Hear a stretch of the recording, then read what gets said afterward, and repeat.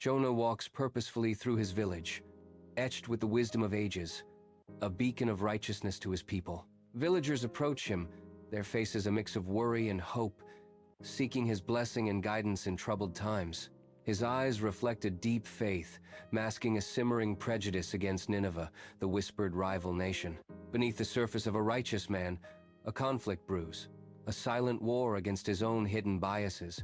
Dim light casts long shadows as Jonah kneels, a solitary figure in deep prayer. Suddenly, a blinding light erupts, engulfing the room and signaling a divine presence. God's voice booms, "Go to Nineveh.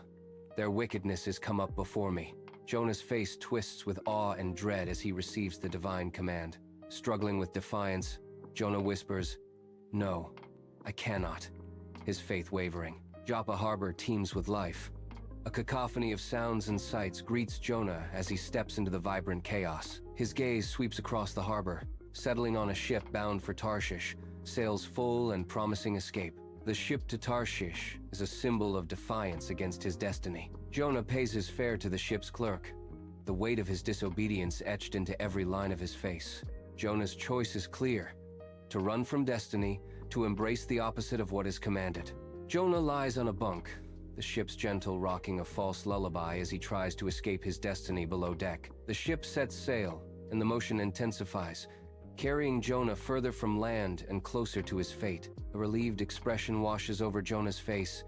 He thinks he has outrun God's command. The deceptive calm of the sea mocks Jonah's peace, hinting at the storm yet to come. A violent storm descends. The sky churns with angry grays as the sea rises in towering waves, each a furious assault. The ship groans under the relentless onslaught, each impact threatening to tear the vessel asunder. Terror etches the sailors' faces as they scramble across the deck, their movements frantic, desperate against the storm. The wind howls like a banshee, its scream ripping through the rigging, adding to the overwhelming chaos. Confined within the ship, the captain confronts Jonah as rain assaults the portholes and the vessel groans. Jonah confesses, his voice a somber echo, "I have disobeyed God. I fled to Tarshish." Jonah's eyes reflect the storm's fury. "I know that for my sake this great tempest is upon you." Jonah makes a grave request.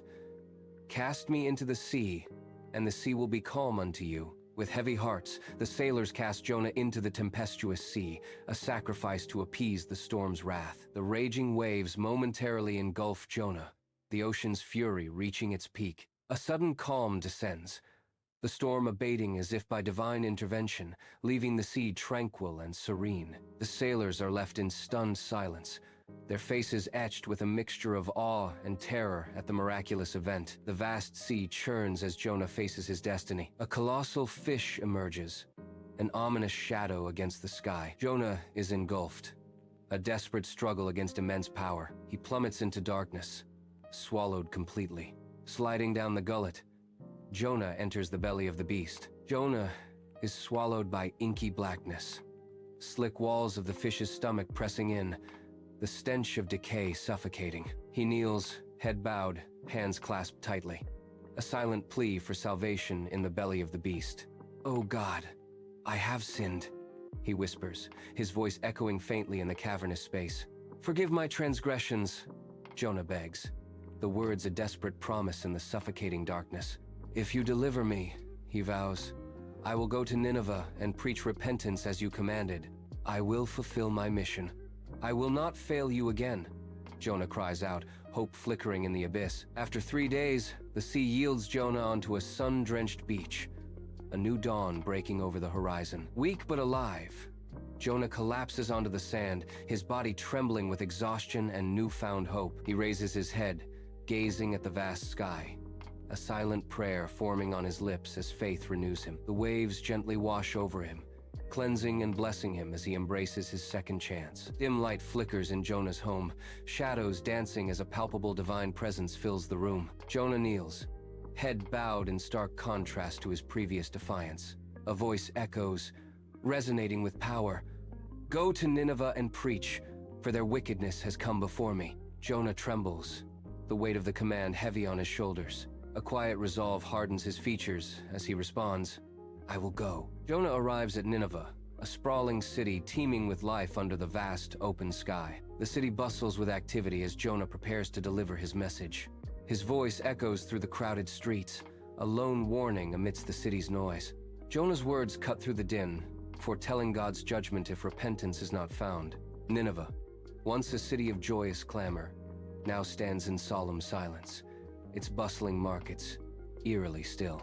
From the king on his throne to the lowliest citizen, all are cloaked in sackcloth, a city united in penance. From above, God views Nineveh, noting the sincerity in the people's repentance, a city on its knees. Divine compassion floods through him, and a decision is made.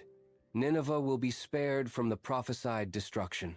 Jonah sits on a distant hill, a solitary figure silhouetted against the vast sky. His face is contorted in thunderous anger, a storm brewing within mirroring the divine power he anticipates. He glares, unyielding, at the sprawling city below, stubbornly awaiting the promised fire. The city remains untouched, bathed in sunlight, while Jonah's rage simmers under the open sky. Under the desert's relentless sun, a plant sprouts, offering Jonah a miraculous, broad-leafed shade. Relief washes over Jonah as he settles beneath it, a rare smile briefly illuminating his face. The leaves wither, the shade vanishes, and Jonah's face contorts in despair under the sun's brutal glare.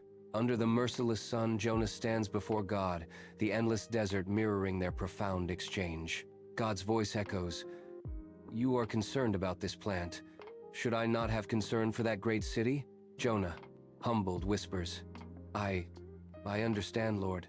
Your compassion is boundless." The desert shimmers with heat, reflecting the vastness of God's mercy finally understood. Jonah grasps the depth of divine compassion in the scorching heart of the desert.